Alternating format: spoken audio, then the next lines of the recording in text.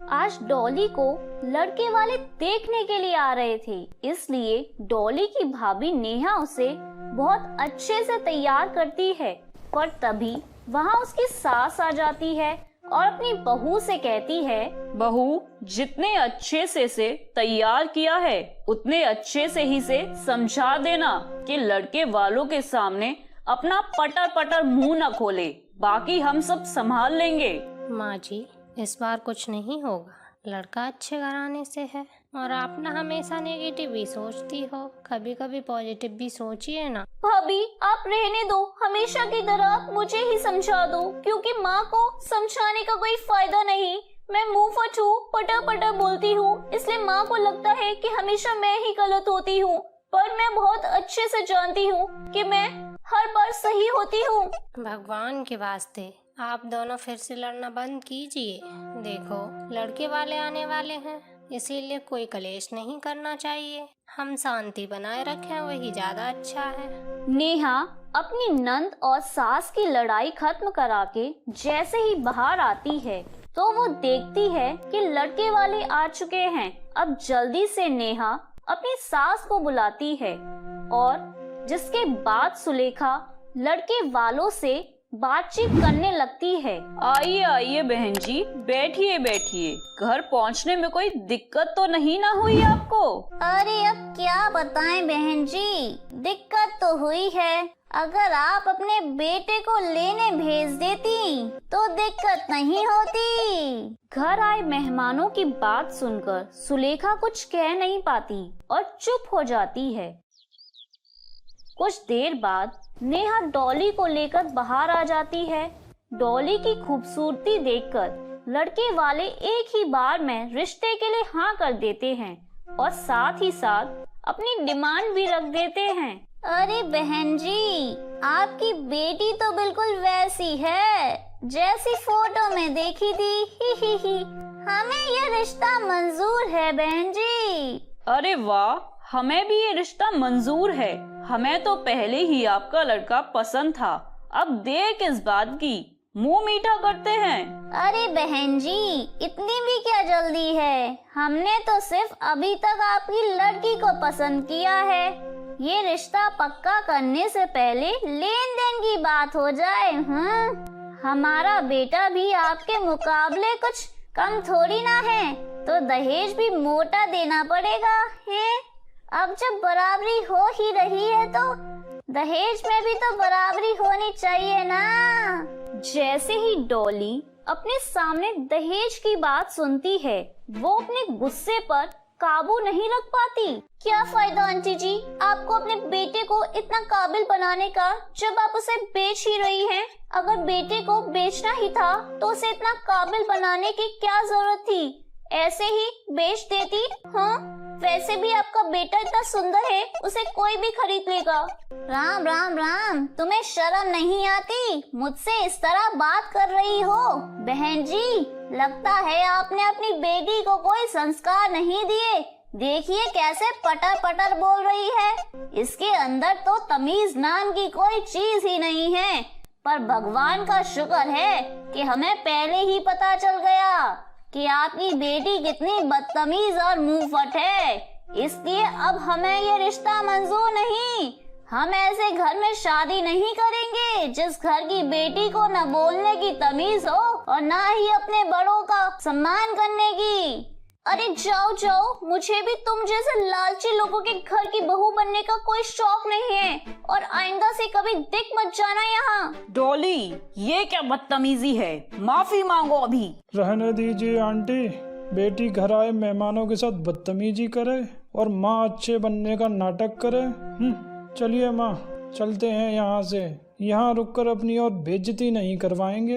अरे वाह, गूंगे के मुंह से भी आवाज निकलती है। गूंगा किसको बोला तुमने? डॉली, ये सब क्या कर रही हो तुम? आप हमें माफ कर दीजिए और यहाँ से चले जाइए, अब ये रिश्ता चाह कर भी नहीं हो सकता। इस तरह नेहा बिगड़े हुए माहौल को संभाल लेती है और लड़के वालों को भेज देती है। लड़के वालों के जाने के बाद सुलेखा का सारा गुस्सा डॉली पर निकलता है। अरे डॉली, तेरी इन्हीं हरकतों और मुंहफट होने की वजह से तेरी शादी कहीं नहीं हो पा रही है। देखना, तू कवारी ही रह जाएगी, कोई तुझसे शादी नहीं करेगा और मैं तुझे ज्यादा दिन झेलने वाली नहीं। आखिरकार माँ कब तक अपने बच्चों का बोझ झेलेगी। और बहू, मैंने तुझे समझाया था ना कि इसे अच्छे से समझा देना, पता नहीं कब सुधरेगी ये लड़की। माँ जी, गुस्सा मत कीजिए, आपका बीपी बढ़ जाएगा। मैं समझाती हूँ डॉली को।